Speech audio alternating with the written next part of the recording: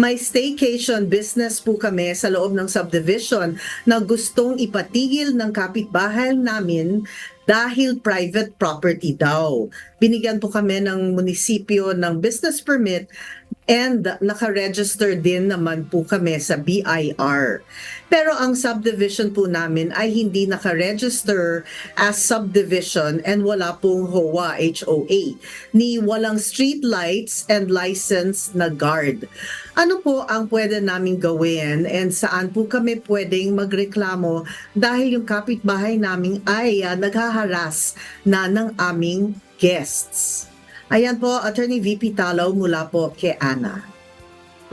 Parang Yes, napakahirap Miss yun. Jackie, doon para po sa katanungan ni Ana, I think yung pong kanyang issue is personal matter between her sa yung kanyang kapitbahay.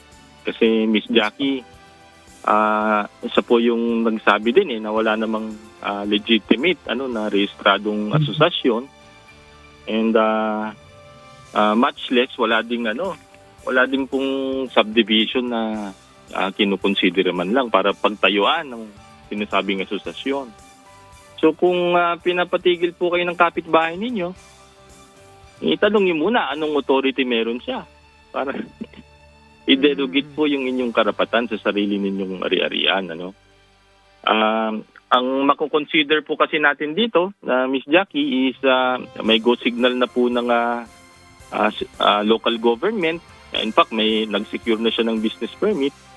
And meron na din siyang ibang registration katulad po nung for the payment ng BIR taxes. So if wala naman pong nagbabawal sa kanyang negosyo doon po sa kanyang sariling property at yung kapitbahay lamang po niya ang nagrereklamo, siguro po yung panggagambala sa kanya ng kanyang kapitbahay, itanong niya ano pong kapangyarihan o anong authority meron yung kapitbahay niya, kasi hindi po pwedeng gawin yon.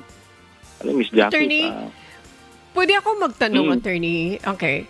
Yung tungkol doon sa, oo nga, binigyan siya ng license, ng permit ng Office of the Mayor, di ba, ng LGU nila. Pero yung kasing bahay nila, categorized as residential. It's a subdivision. Subdivision po siya. Baka in the future, magmi-member sa HOA, aayusin yung HOA, and then, pwede bang sabihin na, attorney, na this is a residential. Kaya, madidisturb kami every time na, halimbawa, bakasyonan yan, may pupunta dyan, this oras ng gabi. Di ba po? How big is the parking naman? Yung road, baka makakasagabal. Baka ito rin yung tinitingnan noong kapitbahay niya kasi makakaistorbo since itong lugar ay residential kasi subdivision po ito, attorney. Hindi kaya ito magka-clash doon sa inisyong permit in the future, attorney? Yes, Miss Annie, maganda pong punto yon. Pero ang tinitignan po kasi natin dito is bakit po siya ma-issuehan ng business permit. Kasi po merong presumption na nag-comply siya sa mga zoning ordinances.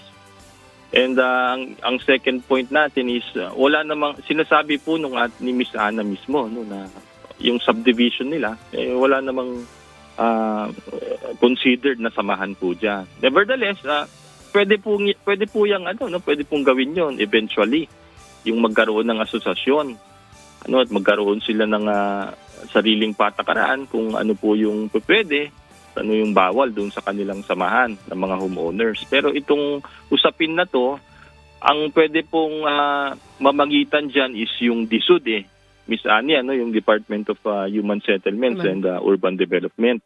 Sila kung meron pong mga issues, merong clarification, ang magandang puntahan yung pong office ng DSUD. Kung para once and for all, masettle po yan, kung pwede bang itaguyod niya yung business na yan, or kung ano ba yung standing nung kanilang subdivision, if meron bang plano na o meron na bang previously nag-register na asosasyon, asosasyon, doon po natin malalaman sa mismong ahensya po ng DSUD, Miss Annie. Opo. Attorney, yung binanggit mo na napakagandang punto na ano yung authority ng kapitbahay mo. The mere fact na binigyan siya ng permit ng LGU, di ba po? Okay. So thank you for that, Attorney.